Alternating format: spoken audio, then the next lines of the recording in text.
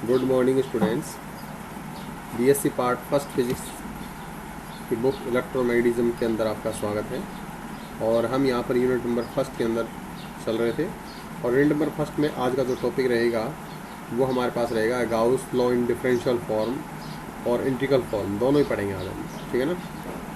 तो Gauss law in differential form शुरू करते हैं आज की क्लास। देखिए, अवकलन रूप में गाउस का नियम।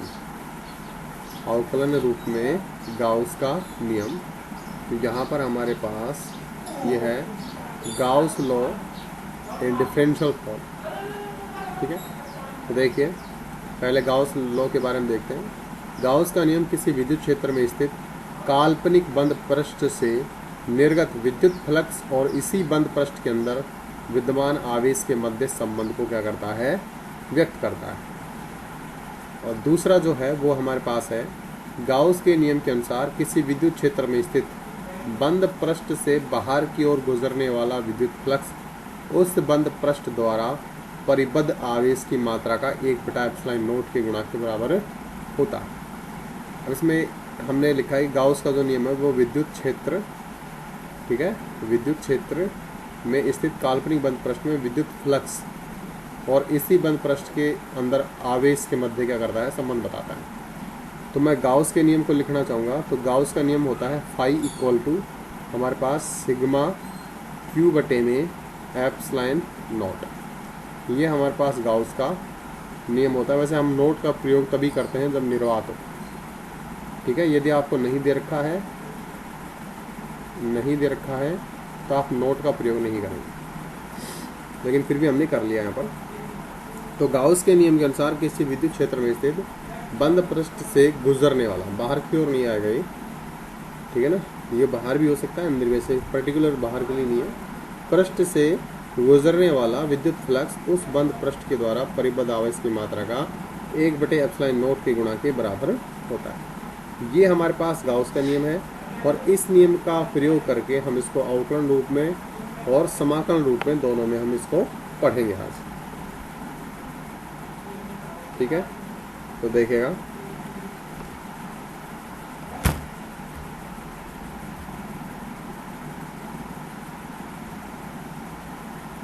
यदि इन आवेशों के बंद पृष्ठ पर विद्युत क्षेत्र की तीव्रता बंद पृष्ठ से निर्गत विद्युत फ्लक्स हो, तो देखिए हमने यहाँ पर कोई पृष्ठ लिया इस तरह से, और उस पृष्ठ में हमने आवेश ले लिया है Q1, Q2, Q3 और Qn आवेश लिए, और इन आवेशों के द्वारा बंद पृष्ठ से उत्पन्न विद्युत क्षेत्र की तीव्रता E हो, तो बंद पृष्ठ से निर्गत विद्युत फ्लक्स का मान जो रहेगा वो हमारे पास रहेगा phi is equal to integration E.dA, ठीक है ना। ये विद्युत फ्लक्स की परिभाषा होती है कि कोई भी सदिश और उस सदिश का क्षेत्रफल, ठीक है ना। तो यहाँ पर हम आवेश की बात कर रहे हैं, तो यहाँ पर हम विद्युत क्षेत्र का प्रयोग करेंगे। फिर गाउस का नियम के अनुसार गाउस नियम क्या कहता है कि फाई इज इक्वल टू, ये तो फ्लक्स की वैल्यू है E.dA। गाउस का नियम कहता है कि फाई इक्वल टू 2 में एप्सिलॉन होता है। मैंने आपको पहले कहा था यहाँ पर आप एप्सिलॉन का प्रयोग करेंगे। एप्सिलॉन नोट तभी यूज़ करेंगे जब आपके पास निर्वात हो, क्या हो, निर्वात हो, तभी आप इसका प्रयोग करेंगे, अदरवाइज इसका प्रयोग आप नहीं करेंगे। अगला है, यदि बंद पृष्ठ से परिबद्ध आवेश आयतन में समान रूप से वितरित हो तो उसका आयतन आवेश घनत्व कितना होगा, रो हो। तो अपने पास रो बराबर, यानी कि आयतन आवेश घनत्व क्या रहता है, आवेश बटे में आयतन। आवेश बटे में आयतन होगा तो आयतन घनत्व रहेगा, आवेश बटे में क्षेत्रफल रहेगा तो क्षेत्रफल घनत्व रहेगा, और आवेश बटे में लंबाई रहेगी तो लंबाई घनत्व रहेगी, ठीक। घनत्व को हम लिख रहे हैं रो से, आवेश की मात्रा को ले रहे हैं dq से, और आयतन अल्पांश को ले रहे हैं dv से। तो हमारे पास यहाँ पर रो बराबर dq/dv हो जाएगा। यहाँ dv आयतन में आवेश की मात्रा dq। इसको हमने दिया समीकरण नंबर 3, इसको दिया समीकरण नंबर 2, और इसको दिया समीकरण नंबर 1। नेक्स्ट देखिएगा, हमारे पास यहाँ से यदि हम निकालना चाहेंगे, यहाँ से आप देखोगे कि dq की जो मात्रा है वो रहेगी रो और dv। यहाँ पर हमने रो dv लिख दिया है। ये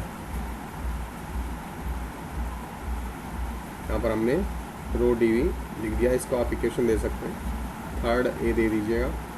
संपूर्ण पृष्ठ एच द्वारा परिबद्ध आयतन में कुल आवेश की मात्रा कैसे निकालेंगे? तो हमारे पास आवेश की मात्रा जो है उसका समाकलन कर देंगे, और यानी कि इसी समीकरण का हम क्या कर देंगे, समाकलन कर देंगे। तो आप यहाँ पर ऐसे भी लिख सकते हो कि समीकरण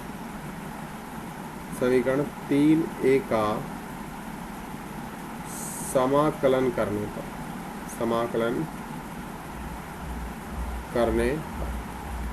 तो समाकलन करेंगे तो ये रहेगा रो डी वी, कितना रहेगा, रो डी वी रहेगा। ठीक है, समीकरण 4 को समीकरण 2 में रखने पर अब ये जो Q की वैल्यू है इसका आप समीकरण नंबर 2 यानी कि आप यहाँ पर रख दीजिए Q की वैल्यू को। तो फाई बराबर Q अपन एप्सिलॉन नॉट है, ये एप्सिलॉन है, तो आपके पास मिलेगा phi is equal to integration E dot D A बराबर 1 अपॉन एप्सिलॉन।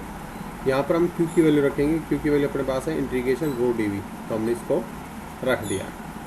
आप देखिए यहाँ पर हमारे पास ये जो संबंध आएगा ये भी फाई के बराबर है, ये भी फाई के बराबर है, तो ये जो संबंध है ये हमारे पास कहलाता है, ये हमारे पास कहलाता है गाउस नियम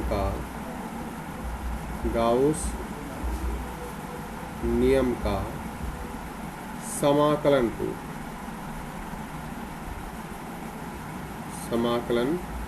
रूप कहलाता है, गाउस नियम का समाकलन रूप कहलाएगा।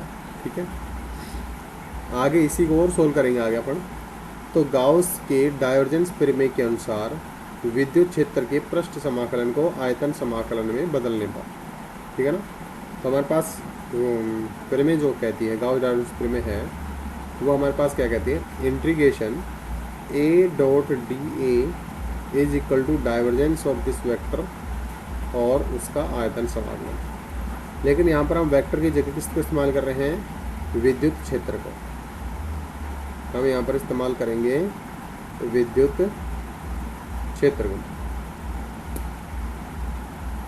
ठीक है, विद्युत क्षेत्र को इस्तेमाल कर रहे हैं, तो हमारे पास यहाँ पर देंगे ई डॉट ए की जगह क्या जाएगा, ई dot D A and divergence of E and D.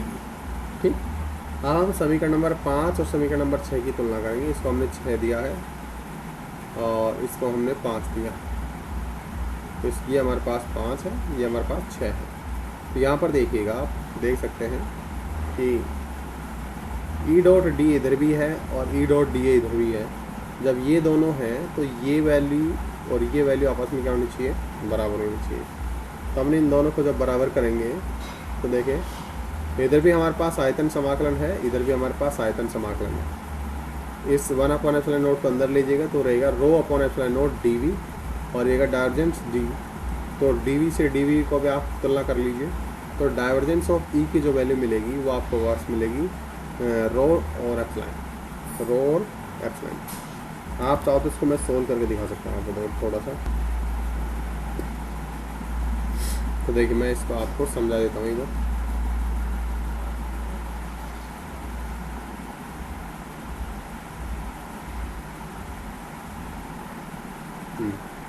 तो यहाँ पर देखिए हमारे पास एक तो इक्वेशन ये आई है कि ई डॉट डी ए बराबर 1 अपॉन एप्सिलॉन नॉट रो और टी वी। मैं इसको लिख देता हूँ, तो हमारे पास आया phi is equal to integration, ये आई है E dot D A is equal to 1 upon epsilon integration, और ये है हमारे पास रो और टी वी।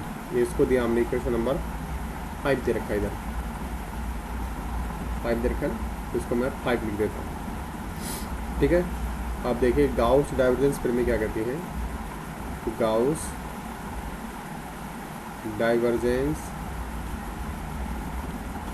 प्रमेय से, तो ये प्रमेय कहती है कि किसी भी सदिश का पृष्ठ समाकलन उसके डाइवर्जेंस के आयतन समाकलन के बराबर होता है।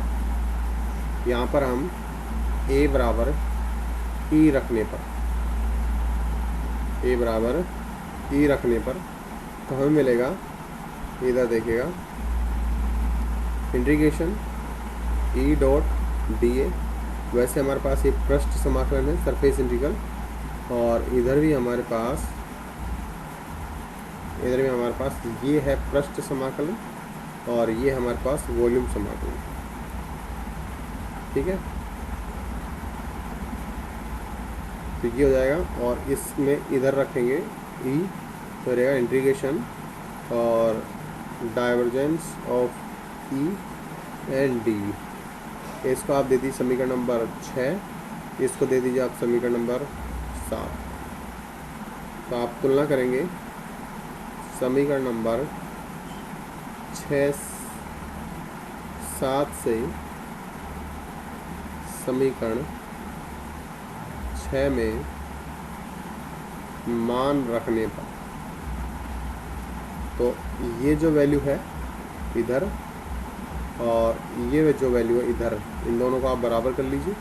तो ये वैल्यू और आपके पास ये वैल्यू बराबर हो जाएगी। तो इसको अपन बराबर कर लेते हैं। इधर हम लिखना चाहेंगे कि integration volume integration and divergence of E and T V is equal to 1/एप्सिलॉन इंटीग्रेशन रो डी वी।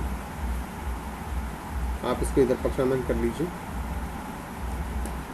तो हमें मिलेगा, पहले मैं इसको दोबारा से लिख देता हूँ, volume integration and del dot E D V is equal to integration rho upon epsilon और डी वी। ये भी आपके पास वॉल्यूम इंटीग्रेशन है।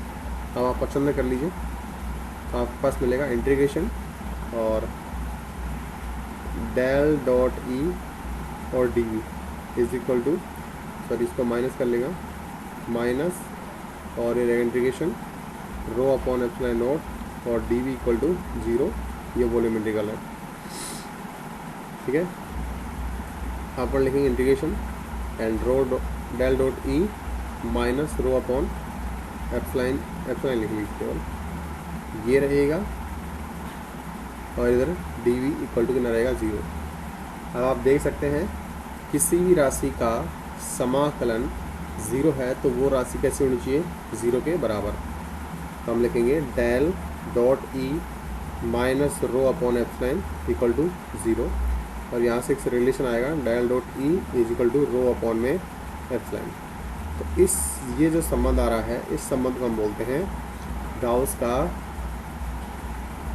गाउस के नियम का अवकलन रूप। ये कहलाता है गाउस नियम का अवकलन रूप कहलाता है। गाउस नियम के का क्या कहलाएगा, अवकलन रूप कहलाएगा।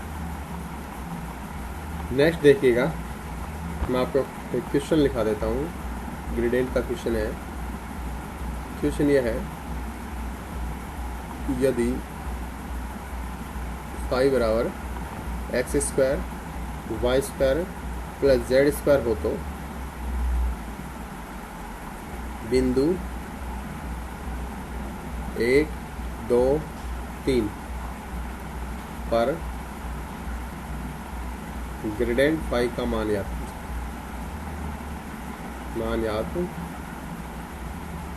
कीजिए। आपके पास इसका आंसर दिखाएं। आपको फाई बराबर दे रखा है एक्स स्क्वायर वाई स्क्वायर और जेड स्क्वायर। आपको निकालना है ग्रेडियंट फाई। तो आप फॉर्मूला लगाएंगे, पहले ग्रेडियंट को लिखेंगे तो I cap del upon del X plus J cap del upon del Y plus K cap del upon del Z. Phi कहाँ है, बाहर। फाई को आप अंदर गुणा कर दीजिए, सही वैल्यू रख दीजिए। तो हमने यहाँ पर वैल्यू रख दी है, ठीक है। तो ये हमारे पास हो जाएगा इधर से I cap del upon del X plus J cap del upon del Y plus K cap del upon del Z and X square Y square और जेड स्क्वायर, ये आएगा, ठीक। तो आपके पास मिलेगा I cap del upon del X. तो इसको आप एक्स के सापेक्ष अवकलन करेंगे तो ये भी 0 रहेगा, ये भी 0 रहेगा, केवल इसका अवकलन होगा और एक कितना रहेगा 2x। तो हमने यहाँ पर 2x लिख दिया डायरेक्टली, ठीक है। तो उसके बाद J cap del upon del Y, तो यहाँ पर y के सापेक्ष करेंगे तो ये 0 रहेगा, ये 0 रहेगा, इसका रहेगा 2y, तो हमने लिख दिया सीधे 2y। तो लास्ट है के कैप एंड 2z, तो इसमें ये भी 0 रहेगा, ये भी 0 रहेगा, इसका कितना रहेगा 2z, तो हमने लिख दिया 2z। अब आपको प्रवणता किस पे निकालनी, 1 2 3 बिंदु पर निकालनी, 1 2 3। इसका मतलब x की वैल्यू 1 है, y की वैल्यू 2 है और z की वैल्यू 3 है।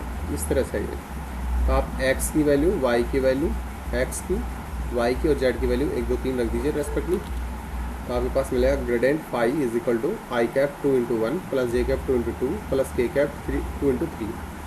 तो ये हो जाएगा 2 इंटू 1 यानी कि 2 इंटू 2 कितना आ जाएगा 4 जे कैप एंड के कैप 3 इंटू 2 यानी कि 6। तो आपके पास ये किसकी वैल्यू आ जाएगी, ग्रेडेंट की वैल्यू आ जाएगी। कहाँ पर, बिंदु नंबर 1 2 3 पर। ठीक है, तो यहाँ तक आपको किसी प्रकार की कोई प्रॉब्लम नहीं होनी चाहिए। अगला देखिएगा, अगला एक क्वेश्चन और कराते हैं आपको।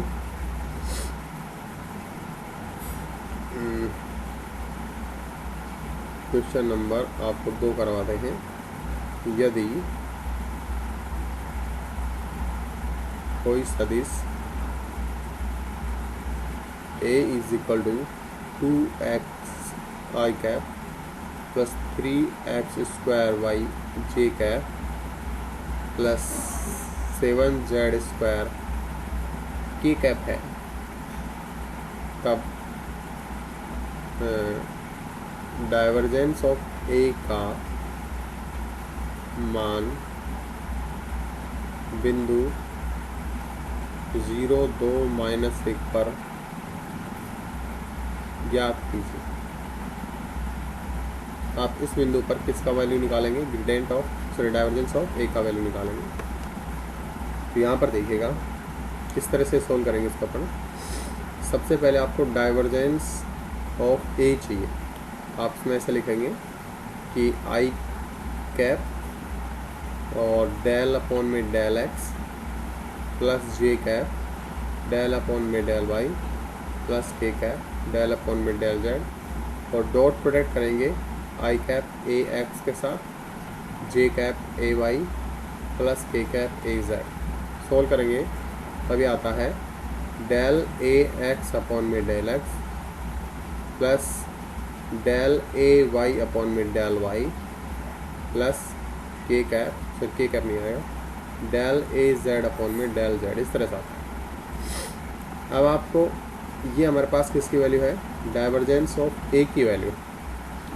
इसको आप समीकरण दे देंगे, समीकरण नंबर 1। और यहाँ पर आपके पास ए की जो वैल्यू है वो है 2x I cap plus 3x square Y J cap and plus 7z square और के कैप। यहाँ से आप दे सकते हैं कि ए एक्स यानी कि आई का गुणांक जो है वो कितना है 2x है, कॉमा ए वाई की जो वैल्यू है वो है 3x स्क्वायर वाई और ए जेड की जो वैल्यू रहेगी वो रहेगी 7z square.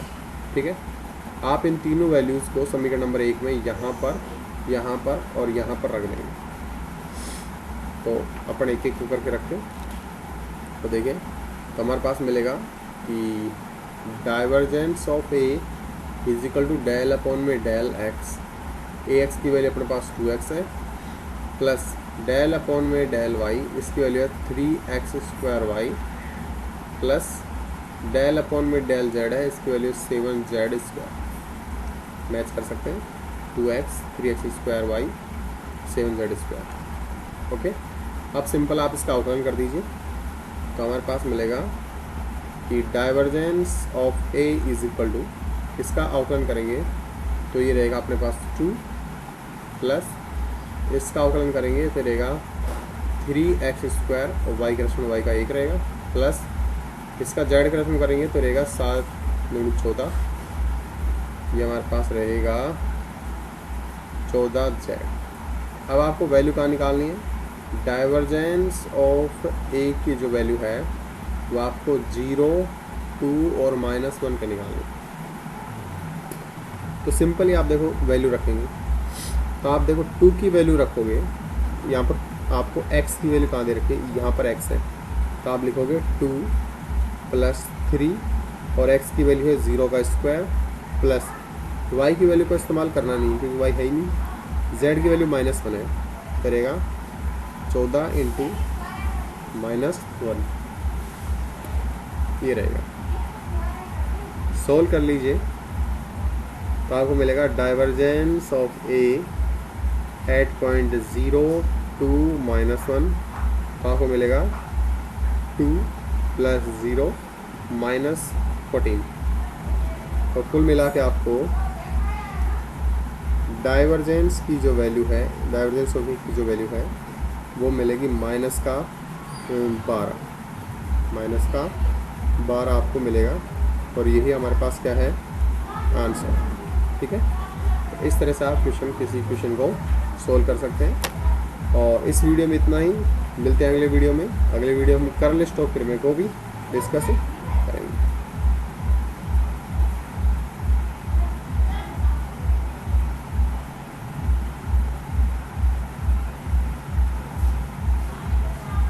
Thanks to watch.